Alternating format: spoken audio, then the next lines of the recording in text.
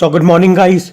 तो चलिए स्टार्ट करते हैं आज के यानी कि 29 मार्च के इंपॉर्टेंट करंट अफेयर्स को। तो देखो इस प्रश्न में आपसे क्या पूछ रहे हैं कि भारत पूरे देश में एक समान समय सुनिश्चित करने के लिए कौन सी घड़ी का उपयोग करेगा। तो आंसर होगा परमाणु घड़ी। एक्चुअली में भारत सरकार चाहती है कि देश में जितने भी सॉफ्टवेयर ऑपरेटिंग मॉड्यूल हैं, जैसे कि स्मार्टफोन्स हो गया, डिजिटल घड़ियां हो गई, जो भी लैपटॉप्स वगैरह हो गए, तो ये सभी डिवाइसेस भारतीय मानक समय इंडियन स्टैंडर्ड टाइम पर आधारित हो। इसीलिए अब देश भर में कई परमाणु घड़ियां तैनात की जाएंगी। अभी वर्तमान में बात करें तो ये सभी devices US based network time protocol server पर निर्भर है और अभी केवल 4 ही देश हैं जिन्होंने अपनी स्वदेशी परमाणु घड़ियां विकसित कर रखी है। कौन कौन से? अमेरिका, यूके, जापान और साउथ कोरिया। अच्छा, अब देखो एक प्रश्न ये बन जाएगा कि परमाणु घड़ी का आविष्कार कब और किसने किया था। 1955 में लुइस एसन ने, ये ब्रिटिश वैज्ञानिक थे। मैं आपको बता दूं, जो परमाणु घड़ी होती है वो 2 प्रकार की होती है। एक में सीजियम परमाणु का उपयोग होता है और दूसरी में हाइड्रोजन मैसर का। तो ये जो हाइड्रोजन मैसर वाली परमाणु घड़ी होती है, ये उससे हाइड्रोजन मैसर वाली जो परमाणु घड़ी होती है वो ज्यादा सटीक मानी जाती है, मतलब ज्यादा एक्यूरेट मानी जाती है और इसका उपयोग वैज्ञानिक अनुसंधान में रिसर्चर्स में होता है। और जो वो सीजियम वाली परमाणु घड़ी होती है उसका उपयोग अंतरराष्ट्रीय मानक समय के लिए किया जाता है। अच्छा, एक प्रश्न आपके मन में ये आ सकता है कि भारतीय मानक समय का रखरखाव कौन करता है, या यूं कह दें कि भारत में किस संस्था को भारत का आधिकारिक टाइम कीपर कहा जाता है। तो आंसर होगा CSIR, नेशनल फिजिकल लेबोरेटरीज, नई दिल्ली। अच्छा, अब भारत सरकार किन स्थानों पर नई परमाणु घड़ियां स्थापित कर रही है? तो भुवनेश्वर, जयपुर और हैदराबाद। फरीदाबाद और अहमदाबाद में पहले से ही परमाणु घड़ियां मौजूद है। अच्छा, अगर भारतीय मानक समय इंडियन स्टैंडर्ड टाइम की बात करें तो इसे 1 सितंबर 1947 को अपनाया गया था और इसकी जो गणना है वो 82.5 डिग्री पूर्वी देशांतर से की जाती है, जो उत्तर प्रदेश के इलाहाबाद के पास मिर्जापुर में एक क्लॉक टावर पर पड़ता है। ये ग्रीनविच मीन टाइम, जो ग्रीनविच रेखा है, उससे 5.5 घंटे आगे है। अच्छा, अगर आपसे पूछा जाए कि जो भारतीय मानक समय रेखा है यानी कि ये 82.5 डिग्री जो देशांतर है, ये भारत के कितने राज्यों से निकलती है? तो 5 राज्यों से, यूपी, MP, छत्तीसगढ़, उड़ीसा और आंध्र प्रदेश। और जो ग्रीनविच रेखा है वो 0 डिग्री देशांतर यानी कि लैटिट्यूड पर मानते हैं। देशांतर को इंग्लिश में कहते हैं लैटिट्यूड। और कि विश्व की पहली वैदिक घड़ी अभी कहाँ पे स्थापित की गई थी? तो मध्य प्रदेश के उज्जैन में। तो अब देख लो, यहाँ से सभी तरह के प्रश्न मैंने आपको कवर करा दिए। आपके मन में किसी भी तरह का प्रश्न आ जाए वो मैंने आपको यहाँ पे कवर करवा दिए। प्रश्न अच्छा है, इसे ध्यान में रखना। और हाँ, अभी गले में आपको प्रॉब्लम लग रही होगी तो मैं डॉक्टर की मेडिसिन भी खा रहा हूँ। और जो आप भाइयों ने मुझे कमेंट में चीजें बताई थी कि ऐसा कर लो, गुनगुने पानी के गरारे कर लो या और कुछ घरेलू नुस्खे, वो भी मैं कर रहा हूँ। तो आप भी जानते हो एकदम से तो आराम आएगा नहीं, 1 आध दिन लगेंगे लेकिन हो जाएगा। और अभी कल से तो बेहतर ही आपको आवाज आ रही होगी, है ना? कोई बात नहीं, थोड़े टाइम की तकलीफ है लेकिन आपको चीजें समझ में आ रही है, वो ज्यादा इंपॉर्टेंट है। अभी अगला प्रश्न देखते हैं। फिर आपसे पूछ रहे हैं, अभी हाल ही में इंटरनेशनल हॉकी फेडरेशन ने किस भारतीय खिलाड़ी को FIH एथलीट्स समिति का सह अध्यक्ष नियुक्त किया है? तो आंसर होगा PR श्रीजेश को। तो PR श्रीजेश आप जानते हो, ये भारतीय पुरुष हॉकी टीम के गोलकीपर है और अभी अंतरराष्ट्रीय हॉकी महासंघ ने इनको अभी नई FIH एथलीट्स समिति के सह अध्यक्ष के रूप में नियुक्त किया है। अच्छा, इनके अलावा चिली देश की जो महिला हॉकी टीम के खिलाड़ी हैं कैमिला कैरम, उनको भी समिति का सह अध्यक्ष बनाया है। वैसे मैं आपको बता दूं, PR श्रीजेश इनको पहली बार 2017 में FIH एथलीट समिति के सदस्य के रूप में चुना गया था और अब उन्हें पहली बार समिति के सह अध्यक्ष के रूप में नियुक्त किया गया है। उन्हें अर्जुन पुरस्कार मिल चुका है 2015 में, पद्मश्री मिला था 2017 में। पिछले साल जो हमने देखे थे 19वें नंबर के एशियन गेम्स हुए थे चाइना के हांगजाओ में, तो उसमें जो क्लोजिंग सेरेमनी है यानी कि समापन समारोह में भारत के ध्वजवाहक फ्लैग बियरर यही थे PR श्रीजेश। मैंने आपको बताया भारतीय पुरुष हॉकी टीम के गोलकीपर है वो। और वैसे बात करें इंटरनेशनल हॉकी फेडरेशन की, तो हेडक्वार्टर लुज़ेन स्विट्जरलैंड में है। हेड है तैयब इकराम। और हॉकी इंडिया के अध्यक्ष कौन है? दिलीप तिर्की है।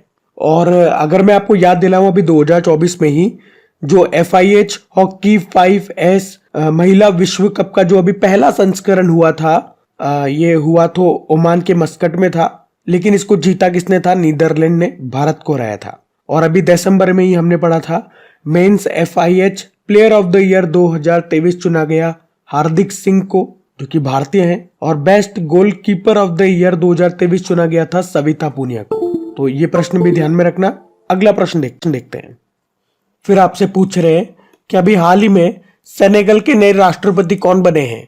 तो आंसर होगा बासिरो डियोमाए फे। सेनेगल ये एक अफ्रीकी महाद्वीप का देश है और अभी इसके नए राष्ट्रपति बने हैं बासिरो डियोमाए फे।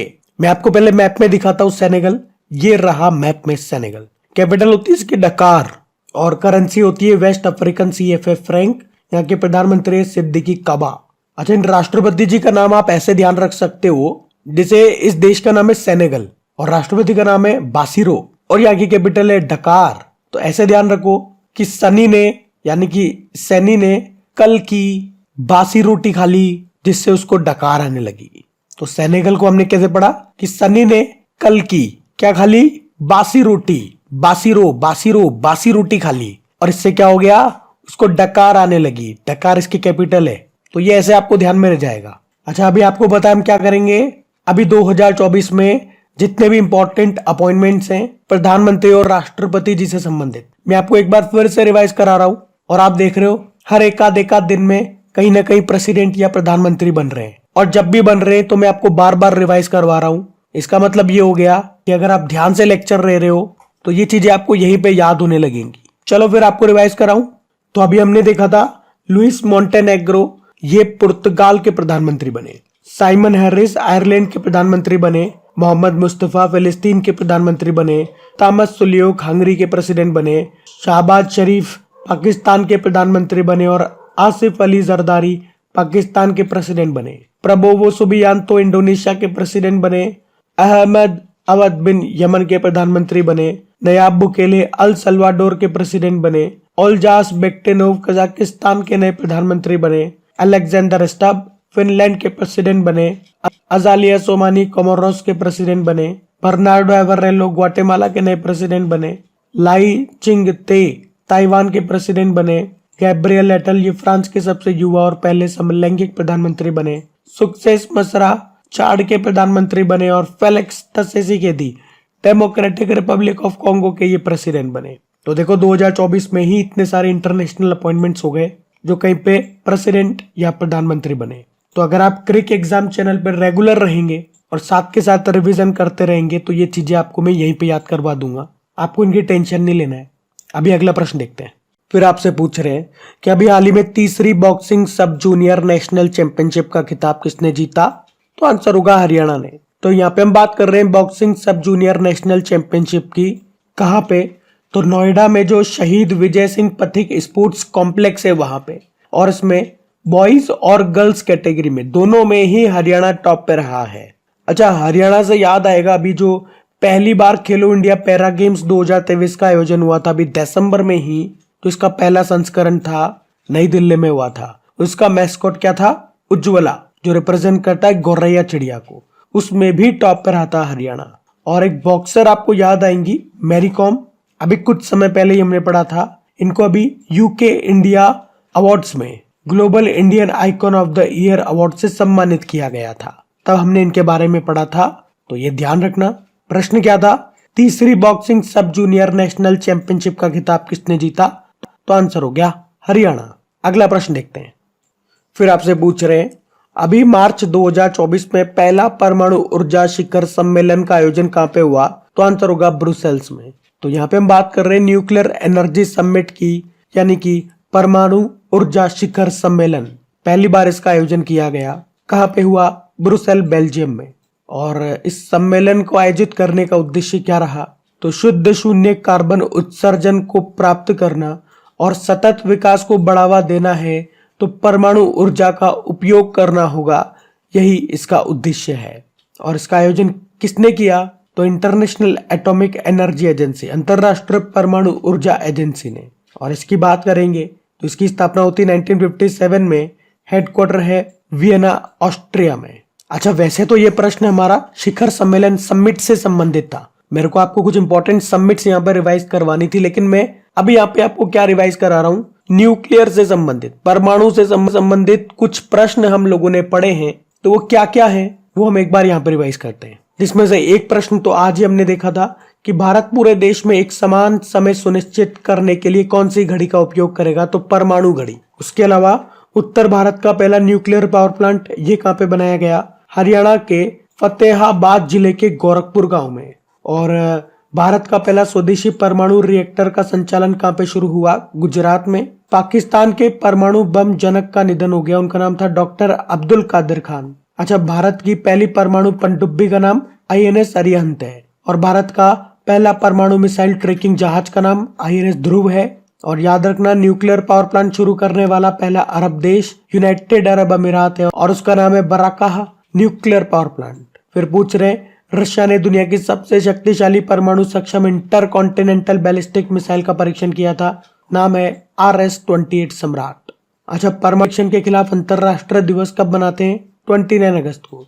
और उसके अलावा एक अंतरराष्ट्रीय परमाणु हथियार उन्मूलन दिवस होता है, वो हम 26 सितंबर को मनाते हैं। बाकी आपको पता है भारत ने अपना पहला परमाणु परीक्षण ये किया था 1974 में और उसको नाम दिया था स्माइलिंग बुद्धा। और दूसरा परमाणु परीक्षण हमने किया था 1998 में और उसको नाम दिया था ऑपरेशन शक्ति। उसके अलावा भारत का सबसे बड़ा परमाणु संयंत्र न्यूक्लियर प्लांट ये है कुडनकुलम न्यूक्लियर पावर प्लांट, जो आपको मिलेगा तमिलनाडु में।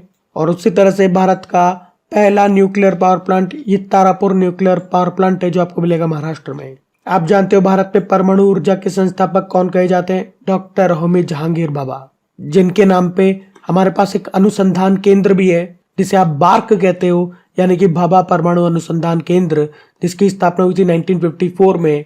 इन्होंने की थी, होमी जहांगीर भाभा जी ने। कहाँ पे? ट्राम्बे, मुंबई में।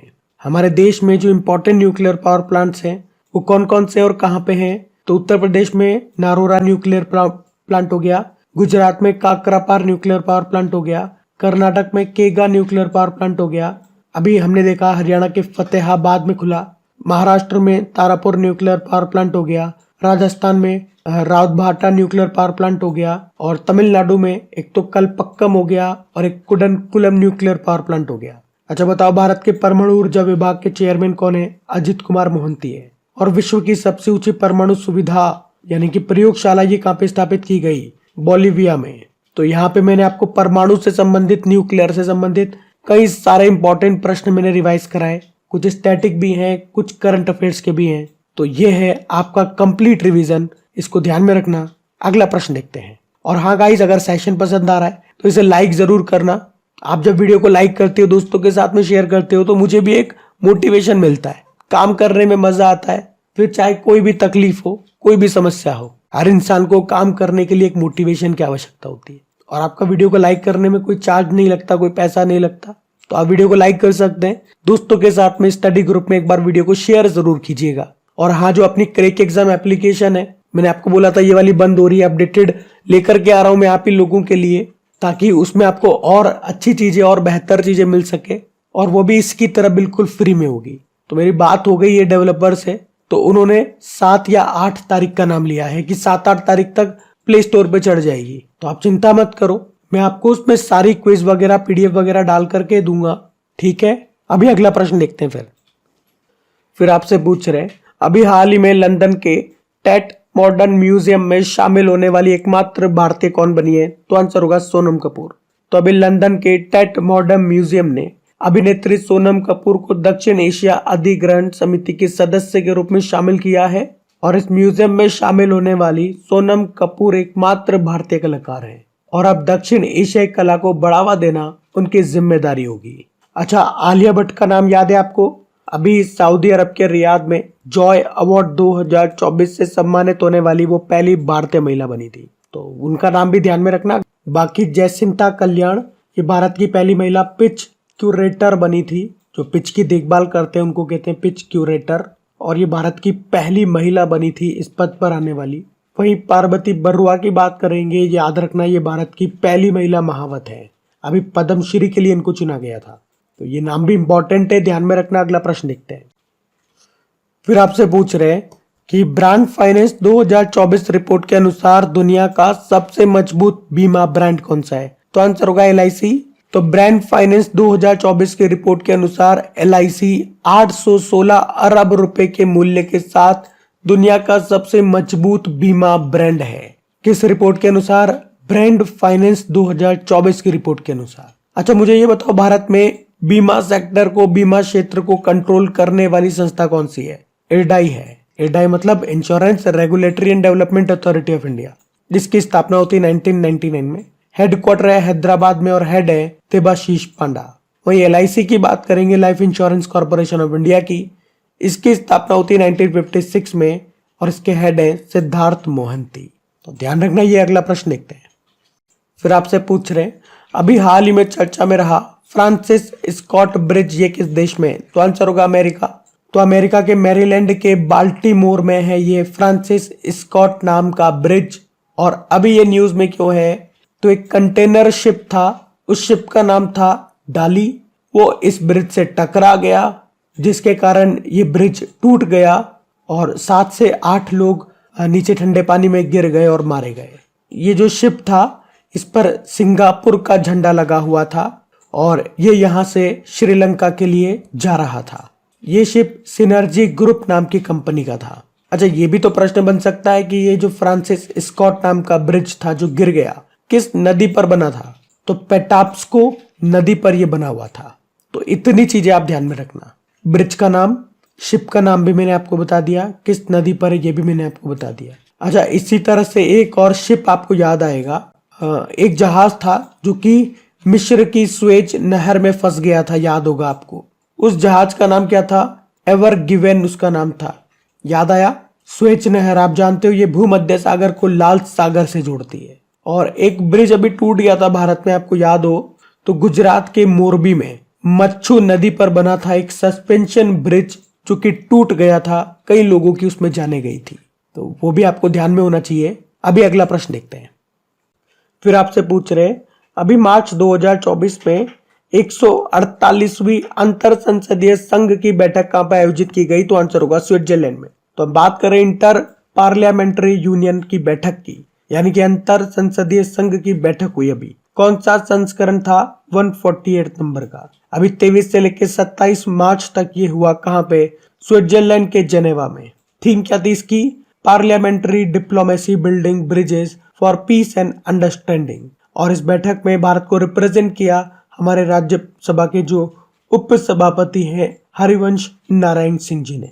अच्छा, ये इंटर पार्लियामेंट्री यूनियन की अगर बात करें, अंतर संसदीय संघ की, इसकी स्थापना हुई थी 1889 में। हेडक्वार्टर जेनेवा स्विट्जरलैंड में हो गया। सदस्य देश हैं 180 और इसके हेड है टूलियो एक्सन। अच्छा चलो, अब यहाँ पे कुछ इंपॉर्टेंट समिट्स में आपको रिवाइज कराता हूँ। ये 2024 की है सारी, जैसे कि नवा रायसीना डायलॉग का आयोजन नई दिल्ली में हुआ और इसमें चीफ गेस्ट रहे थे ग्रीस के प्रधानमंत्री क्वारियाकोस मित्सोताकिस। अभी पहले digital India future skill summit का आयोजन हुआ था गुवाहाटी में। 7वां हिंद महासागर सम्मेलन हुआ पर्थ ऑस्ट्रेलिया में।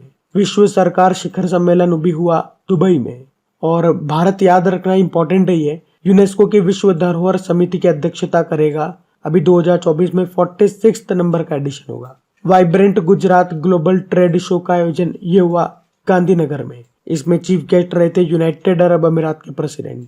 और नवा अंतरराष्ट्रीय विज्ञान महोत्सव का आयोजन हरियाणा के फरीदाबाद में हुआ। तो ये कुछ इंपॉर्टेंट समिट्स, इनको ध्यान में रखना। अगला प्रश्न देखते हैं।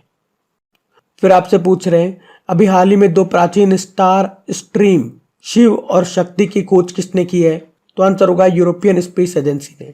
तो यूरोपियन स्पेस एजेंसी का एक अंतरिक्ष दूरबीन है जिसका नाम है गेया, और उसी ने अभी तारों की 2 प्राचीन धाराओं की खोज की है और इनके नाम रखे हैं शिव और शक्ति। तो लगभग 12 अरब साल पहले बनी ये खगोलीय संरचनाएं हमारी आकाश गंगा के निर्माण में योगदान देने वाली सबसे प्रारंभिक संरचनाओं में से एक है। वहीं इसके द्रव्यमान यानी कि भार की, यानी कि मास की बात करें तो यूं मानो कि हमारा जो सूर्य का द्रव्यमान है ना, उसका आप 10 मिलियन टाइम कर दीजिए, इतना गुना कर दीजिए, 10 मिलियन गुना कर दीजिए तो उतना इसका द्रव्यमान है।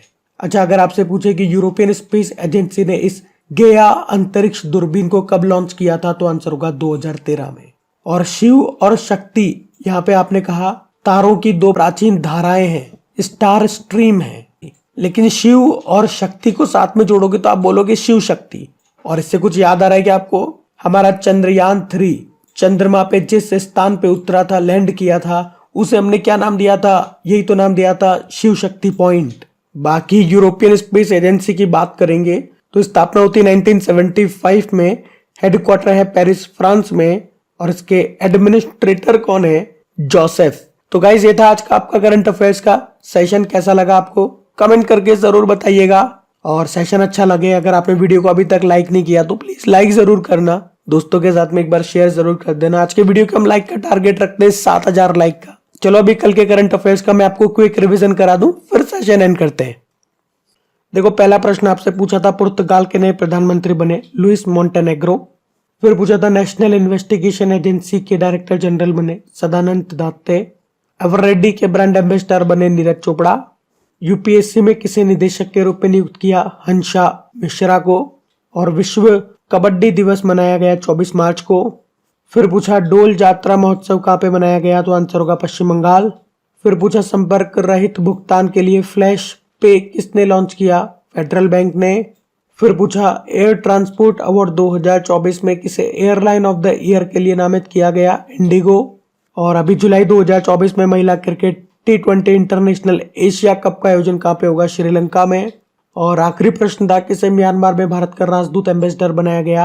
अभय ठाकुर को। अभी कल का होमवर्क प्रश्न लिखते और सेशन करते हैं।